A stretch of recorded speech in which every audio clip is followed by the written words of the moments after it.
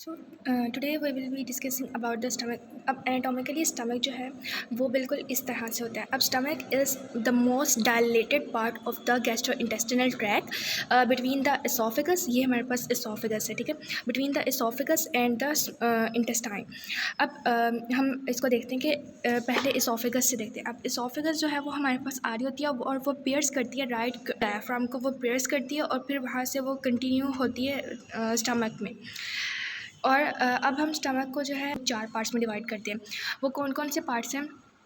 सबसे पहले हमारे पास आ जाता है कार्डिक पार्ट। कार्डिक पार्ट वो होता है जो इसोफेगस के बिल्कुल पास यहाँ पे जितना पार्ट होता है उसे हम कार्डिक पार्ट कहते हैं। अब उसके बाद फंडस को देखते हैं। कार्डिया, फंडस, बॉडी और पाइलोरस। अब कार्डिया तो ये हो गया फंडस। अब फंडस यहाँ से हम लोग एक लाइन ड्रॉ करते हैं जहाँ से ये एक नोच है, इस नोच को भी हम लोग कहते हैं कार्डिक नोच, जो कि हमारे पास फंडस और कार्डिक पोर्शन के दरमियान बन रही होती है। अब हम यहाँ से एक लाइन ड्रॉ करते हैं बिल्कुल सीधी ऐसे। अब ये जो पार्ट है ना ये हमारे पास होता है फंडस, ठीक है। अब ये फंडस हो गया, ये कार्डिक हो गया, और ये जो पार्ट है ना इसे हम कहते हैं बॉडी ऑफ द स्टमक। ये बॉडी ऑफ द स्टमक है। अब इसके बाद बॉडी ऑफ द स्टमक, ये जो पोर्शन है ये हमारे पास है पाइलोरिक पोर्शन। अब पाइलोरिक पोर्शन के भी 2 पार्ट हैं, एक पाइलोरिक एंट्रम और एक पाइलोरिक कैनाल। वो हम आगे देखते हैं कि वो कैसे सेपरेट होते हैं। तो अब इसके बारे में थोड़ी सी बात करें तो इन द लिविंग, वैसे यहाँ पे तो सब सारा एक जैसा ही दिखाया हुआ है, लेकिन जो हमारे पास जो गैस्ट्रिक म्यूकोसा होता है वो रेडिश ब्राउन होता है, बिल्कुल रेडिश ब्राउन होता है, जबकि पाइलोरिक पार्ट जो होता है वो पिंक होता है, ठीक है। तो ये एक डिस्टिंग्विश फीचर है। जो म्यूकोसा होता है वो स्टमक का वो रेडिश ब्राउन होता है, पाइलोरिक पार्ट में वो पिंक होता है। और स्टमक जो है वो इतना डायलेटेड है कि वैसे हम देखें तो ये कितना इसका जो नॉर्मल साइज़ है जे शेप का है, ये नॉर्मल साइज़ इसका इतना है, लेकिन इसकी जो कैपेसिटी है वो हमारे पास 2 to 3 लीटर्स है। अब वो 2 to 3 लीटर्स कैसे मतलब अपने अंदर वो एब्जॉर्ब कर लेते हैं कि ये जो हमें ये लॉन्गिट्यूडिनल फोल्ड्स नज़र आ रहे हैं, हमने हिस्टोलॉजी में पढ़ा है ना कि म्यूकोसा, सब म्यूकोसा और फिर मस्कुलरिस एक्सटर्ना। मस्कुलरिस एक्सटर्ना में जो लॉन्गिट्यूडिनल लेयर होती है, अब वो लॉन्गिट्यूडिनल लेयर हमारे पास फोल्ड्स बनाती है और वो फोल्ड्स हमारे पास ये रुकाए होते हैं। अब जैसे जैसे फूड जो है वो एंटर होती है, मेनली वो हमारे पास सेंटर में एंटर होती है, और जो पेरीफ्री वाली है वो साइड्स में जो है वो एक्यूमुलेट होना शुरू हो जाती है। जैसे जैसे फूड और आती है तो ये जो रुकाए हैं ये डायलेटेड हो जाते हैं और ये जो लेयर है ये बिल्कुल स्मूथ हो जाती है। तो इसी तरह जो स्टमक है वो अपना एरिया इंक्रीज़ कर लेता है।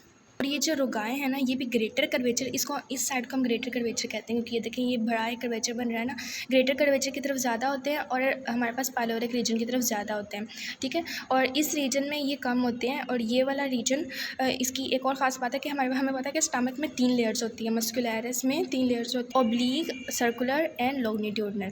इसमें हमारे पास ओब्लीक लेयर एब्सेंट होती है। तो इसका जो म्यूकोसा होता है ना यहाँ पे वो बिल्कुल स्टिक टू द वॉल होता है, और यहाँ पे हमारे पास एक कैनाल बन रही होती है इसे हम गैस्ट्रिक कैनाल कहते हैं। जो फूड होती है ना वो ऐसे इस तरह से इस मूवमेंट में आगे जा रही होती है। ये मैं आपको एक पिक्चर में भी दिखाती। This is the gastric canal. ये बिल्कुल इस तरह से, तो फूड जो है टुवर्ड द पाइलोरस इस कैनाल के ज़रिए जो है वो जा रही होती है। और इस कैनाल के बारे में मैंने आपको क्या बताया कि यहाँ पे ओब्लीक मसल्स एब्सेंट होते हैं। अब हम पाइलोरस की बात करते हैं, ठीक है, जो मैंने कहा था कि मैं एंड में इसको डिटेल में डिस्कस करूँगी। ये तो हमारे पास जो कार्डिक फंडस और बॉडी थी वो तो सिंपल सी बातें थी। अब जो पाइलोरस है ना, अब ये देखें यहाँ पे जब ये हमारे पास जब लेसर कर्वेचर बन रहा है, अब यहाँ पे एक एंगुलर सा हमारे पास एक रीजन बन रहा है। इस रीजन को कहते हैं हम एंगुलर इंसाइजर। क्या कहते हैं हम? Angular incisor. अब इस एंगुलर इंसाइजर से हम लोग एक लाइन ड्रॉ करते हैं टू द बॉडी, ठीक है।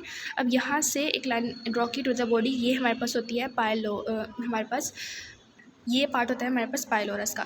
अब पाइलोरस का जो पार्ट है उसको भी आगे 2 पार्ट्स में डिवाइड किया हुआ है, पाइलोरिक एंट्रम और पाइलोरिक कैनाल। अब पाइलोरिक एंट्रम और पाइलोरिक कैनाल का जो डिफरेंस है वो हम कैसे पता चलाते हैं? हमारे पास यहाँ पे एक पाइलोरिक कंस्ट्रिक्शन नज़र आती है, अभी यहाँ पे नज़र नहीं आ रही, यहाँ पे नज़र आएगी। ये पाइलोरिक कंस्ट्रिक्शन नज़र आती है। इस पाइलोरिक कंस्ट्रिक्शन से आगे आगे तक हमारे पास पाइलोरिक एंट्रम होता है, इससे पीछे पीछे पाइलोरिक कैनाल होती है, ठीक है। अब हमारे पास पाइलोरिक स्फिंक्टर कैसे बनता है? हमारे पास जो सर्कुलर मसल्स होते हैं, उन सर्कुलर मसल्स की थिकनिंग से हमारे पास एक स्फिंक्टर बन जाता है, जिसे हम पाइलोरिक स्फिंक्टर कहते हैं। अब उस स्फिंक्टर से ही हमारे पास जो काइम है, ये जो फूड यहाँ पे आई है वो एक सेमी सॉलिड बन जाती है जिसे हम काइम कहते हैं। अब उस काइम की एंट्री टू द ड्यूडेनम इस स्फिंक्टर से कंट्रोल होती है। अच्छा, एक बात यहाँ पे याद रखने वाली है, ये जो रोगाए बन रहे थे ये लॉन्गिट्यूडिनल मसल से बन रहे थे, लेकिन ये जो हमारे पास स्फिंक्टर है ये सर्कुलर मसल से बन रहा है। और एक और बात मैंने बताई कि यहाँ पे ऑब्लिक मसल नहीं होता जहाँ पे पाइलोरिक कैनाल होती है। So this is the stomach के पार्ट्स के बारे में था। नेक्स्ट वीडियो में हम लोग स्टमक की जो रिलेशंस हैं वो पढ़ेंगे।